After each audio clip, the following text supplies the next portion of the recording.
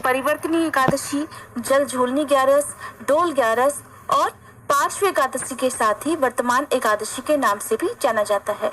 आज के दिन ही आषाढ़ मास से शेष शैया पर निद्रामगन भगवान श्री हरि शयन करते हुए करवट बदलते हैं। इसी कारण इसे परिवर्तनी एकादशी कहा जाता है। इस एकादशी को भगवान के वामन अवतार का व्रत और पूजन किया जाता है। इस व्रत को करने से सभी प्रकार की मनोकामनाएं पूर्ण होती हैं। भगवान विष्णु के बौने रूप अर्थात वामन अवतार की पूजा करने से वाजपेयी यज्ञ के समान फल प्राप्त होता है और सभी पापों का भी नाश होता है। आज के दिन माँ लक्ष्मी जी की पूजा भी जरूर करनी चाहिए, क्योंकि देवताओं ने अपने राज्य को पुनः पाने के लिए माँ लक्ष्मी जी का ही पूजन आज के दिन किया था। इस दिन व्रती को चाहिए कि प्रातःकाल स्नान आदि से निवृत्त होकर भगवान वामन जी की प्रतिमा स्थापित करके मत्स्य, कूर्म, वराह आदि नामों का उच्चारण करते हुए गंध, पुष्प और चंदन आदि से विधि पूर्वक भगवान का पूजन करें। दिन भर उपवास रखें और रात में जागरण करें। अगले दिन शुभ मुहूर्त में व्रत का पारणा करें, ब्राह्मण को भोजन कराएं, कुछ दान दक्षिणा दें और इसके बाद ही शुद्ध सात्विक भोजन करके अपना व्रत पूर्ण करें।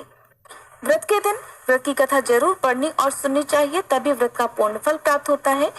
धर्मराज युधिष्ठिर एक बार भगवान श्री कृष्ण से कहने लगे, हे भगवान, भाद्रपद शुक्ल एकादशी का क्या नाम है? इसकी विधि तथा इसका महात्म्य कृपा करके कहिए। तब भगवान श्री कृष्ण इस प्रकार कहने लगे कि हे युधिष्ठिर, इस पुण्य, स्वर्ग और मोक्ष को देने वाली तथा सभी पापों का नाश करने वाली उत्तम वामन एकादशी का महात्म्य मैं तुमसे कहता हूँ, तुम ध्यान पूर्वक सुनो। यह एकादशी जयंती एकादशी भी कहलाती है। इसका यज्ञ करने से वाजपेयी यज्ञ का फल मिलता है। पापियों के पाप नाश करने के लिए इससे बढ़कर कोई उपाय नहीं है। जो मनुष्य इस एकादशी के दिन मेरी अर्थात वामन रूप की पूजा करता है, उससे तीनों लोग पूजित हो जाते हैं। इसलिए मोक्ष की इच्छा रखने वाले मनुष्यों को इस व्रत को अवश्य ही करना चाहिए। जो कमल नयन भगवान का कमल से पूजन करते हैं, वे अवश्य ही भगवान के समीप जाते हैं। जिसने भाद्रपद शुक्ल एकादशी को व्रत और पूजन किया, उसने श्री ब्रह्मा, विष्णु सहित तीनों लोकों का पूजन कर लिया। अतः हरिवासर अर्थात एकादशी का व्रत अवश्य करना चाहिए। इस दिन भगवान करवट लेते हैं, इसलिए इसको परिवर्तनी एकादशी भी कहते हैं। भगवान श्री कृष्ण के ऐसे वचन सुनकर युधिष्ठिर महाराज फिर बोले कि भगवान, मुझे अति संदेह हो रहा है कि आप किस प्रकार सोते और करवट लेते हैं तथा किस तरह आपने राजा बलि को बांधा और वामन रूप रखकर क्या क्या लीलाएं की, चातुर्मास के व्रत की क्या विधि है तथा आपके शयन करने पर मनुष्य का क्या कर्तव्य है, सो आप मुझसे विस्तार से बताइए। भगवान श्री कृष्ण कहने लगे, हे राजन, आप सभी पापों को नष्ट करने वाली कथा का श्रवण अब कीजिए। त्रेता युग में बलि नामक एक दैत्य था। वह मेरा परम भक्त था। विविध प्रकार के वेद सूक्तों से वह मेरा पूजन किया करता था और नित्य ही ब्राह्मणों का पूजन तथा यज्ञ के आयोजन भी किया करता था। लेकिन देवराज इंद्र से द्वेष के कारण उसने इंद्रलोक तथा सभी देवताओं को जीत लिया। इस कारण सभी देवता एकत्र होकर सोच विचार कर भगवान के पास गए। बृहस्पति सहित इंद्रादि देवता प्रभु के निकट जाकर और नतमस्तक होकर वेद मंत्रों द्वारा भगवान का पूजन और स्तुति करने लगे। अतः मैंने वामन रूप धारण करके 5वां अवतार लिया और फिर अत्यंत तेजस्वी रूप से राजा बलि को जीत लिया। भगवान के ऐसे वचन सुनकर धनराज युधिष्ठिर ने फिर से पूछा, हे जनार्दन, आपने वामन रूप धारण करके उस महाबली दैत्य को किस प्रकार जीता? श्री कृष्ण कहने लगे, मैंने वामन रूपधारी ब्रह्मचारी बलि से 3 पग भूमि की याचना करते हुए कहा कि ये मुझको 3 लोक के समान है और हे राजन, ये तुमको अवश्य ही देनी होगी। राजा बलि ने इसे तुच्छ याचना समझकर 3 पग भूमि का संकल्प मुझको दे दिया और फिर मैंने अपने त्रिविक्रम रूप को बढ़ाकर यहाँ तक कि भूलोक में पद, भुवरलोक में जंघा, स्वर्गलोक में कमर, महलोक में पेट, जनलोक में हृदय, यमलोक में कंठ की स्थापना कर सत्यलोक में मुख, उसके ऊपर मस्तक स्थापित कर दिया।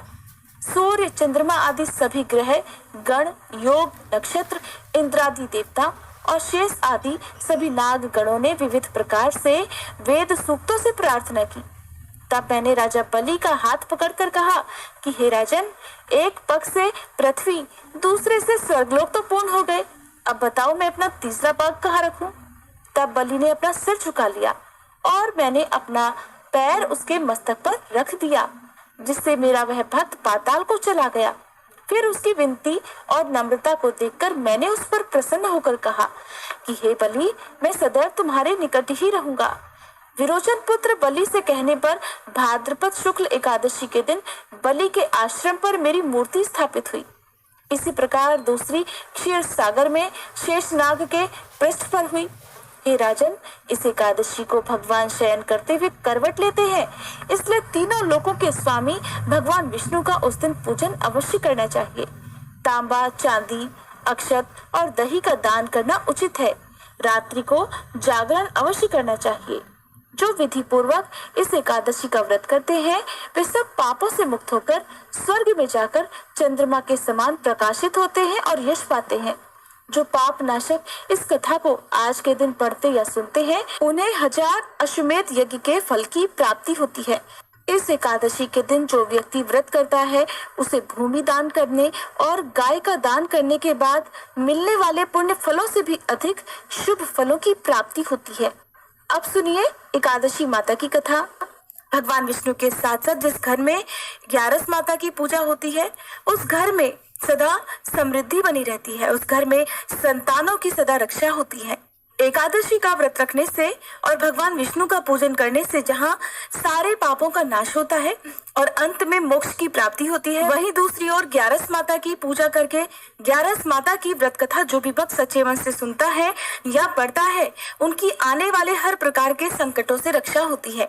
11 माता स्वयं उनकी रक्षा करती है। जो लोग इस दिन व्रत ना भी रख पाए उन्हें भी 11 माता की इस कथा को सच्चे मन से जरूर सुनना चाहिए। पौराणिक कथा के अनुसार सतयुग में मुर नाम का दैत्य उत्पन्न हुआ। वह बड़ा बलवान और भयानक था। उस प्रचंड दैत्य ने देवराज इंद्र, आदित्य, वसु, वायु, अग्नि आदि सभी देवताओं को पराजित कर भगा दिया। तब देवराज इंद्र सहित सभी देवताओं ने भयभीत होकर भगवान शिव से सारा वृतांत कहा और देवतागण कहने लगे कि हे कैलाशपति, मुर दैत्य से भयभीत होकर हम सभी देवतागण मृत्यु लोक में फिर रहे हैं। हे महादेव, हम सभी पर बड़ा भारी संकट आन पड़ा है, कृपया हमारी रक्षा कीजिए।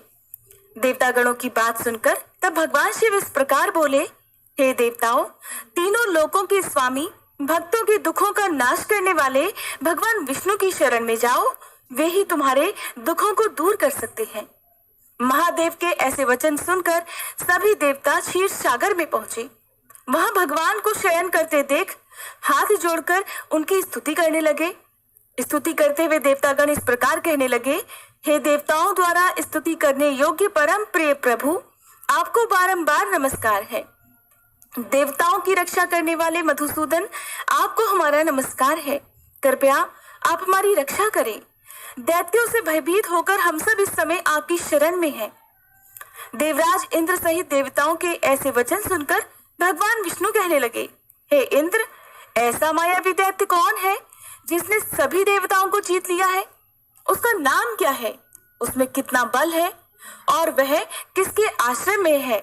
उसका स्थान कहाँ है? ये सब मुझसे बताओ। भगवान के ऐसे वचन सुनकर देवराज इंद्र कहने लगे, हे प्रभु, प्राचीन समय में नाड़ीजंघ नाम का एक राक्षस था। उसके महापराक्रमी और लोक विख्यात मुर नाम का एक पुत्र हुआ। उसकी चंद्रावती नाम की नगरी है। उसी ने सब देवता गणों को स्वर्ग से निकालकर इस समय वहां अपना आधिपत्य जमा लिया है। उसने इंद्र, अग्नि, वरुण, यम, वायु आदि सभी देवताओं को उनके अधिकार से वंचित कर दिया है। हे प्रभु, उस दैत्य का अत्याचार तो इतना अधिक बढ़ चुका है कि वह स्वयं ही सूर्य बनकर प्रकाश करता है, स्वयं ही मेघ बन बैठा है और सबसे अजय हो गया है। हे असुर निकंदन, उस दुष्ट को मारकर हम देवतागणों को अजय बनाइए।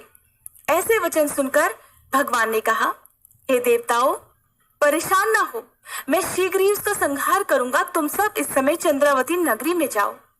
इस प्रकार कहकर भगवान विष्णु सहित सभी देवताओं ने चंद्रावती नगरी की ओर प्रस्थान किया। उस समय दैत्य मुर सेना सहित युद्ध भूमि में गरज रहा था। उसकी भयानक गर्जना सुनकर सभी देवतागण भय के मारे चारों दिशाओं में भागने लगे। जब स्वयं भगवान विष्णु रणभूमि में आए तो दैत्य उन पर भी अस्त्र शस्त्र आयुध लेकर दौड़े। भगवान ने तब उन्हें सर्प के समान अपने बाणों से बींध डाला। बहुत सारे दैत्य इस प्रकार मारे गए, केवल मुर बचा रहा। वह अविचल भाव से भगवान के साथ निर्भय होकर युद्ध करता रहा। भगवान जो भी तीक्ष्ण बाण उसे मारने के लिए चलाते, उसके लिए वह पुष्प बाण सिद्ध हो जाते। यहाँ तक कि भगवान से युद्ध करते समय उसका सारा शरीर छिन्न भिन्न हो गया, किंतु वह लगातार युद्ध करता रहा और फिर दोनों के बीच मल्ल युद्ध भी हुआ। 10,000 वर्षों तक इस प्रकार कहा जाता है कि उनका युद्ध चलता रहा, किंतु मुर नहीं हारा और न थका।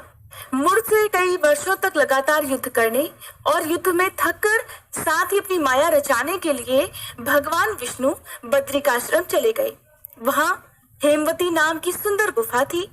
उसमें विश्राम करने के लिए भगवान उसके अंदर प्रवेश कर गए। वह गुफा 12 योजन लंबी थी और उसका केवल एक ही द्वार था। विष्णु भगवान वहां योग निद्रा की गोद में सो गए। देखते ही देखते मुर भी उनके पीछे पीछे आ गया और भगवान को सोया हुआ देखकर उन्हें मारने के लिए तैयार हुआ। तभी भगवान के शरीर से उज्जवल कांतिमय रूप वाली देवी प्रकट हुई। देवी ने जब अपने सामने मुर नाम के दैत्य को युद्ध करने के लिए तत्पर देखा तो उसे युद्ध करने के लिए ललकारा। तब देवी ने मुर दैत्य से युद्ध किया और उसे तत्काल मौत के घाट उतार दिया। उधर जब भगवान विष्णु योग निद्रा की गोद से उठे तो उन्हें सारी बातें ज्ञात हुई। सब बातों को जानकर भगवान विष्णु देवी से कहने लगे कि देवी, आपका जन्म एकादशी के दिन हुआ है, अतः आप 11 माता के नाम से पूजित होंगी और आपके भक्त भी वही होंगे जो मेरे भक्त हैं। 11 के दिन अर्थात एकादशी के दिन जो भी भक्त सच्चे मन से मेरी पूजा करने के साथ साथ तुम्हारी भी पूजा करेगा, उसके घर में कभी अकाल मृत्यु नहीं होगी और हर आने वाले संकट से भी परिवारजनों की रक्षा हो सकेगी। ऐसा कहकर भगवान विष्णु अंतर्ध्यान हो गए। उम्मीद है आज की ये वीडियो आपको पसंद आई होगी। अच्छी लगी हो तो वीडियो को लाइक जरूर कीजिएगा।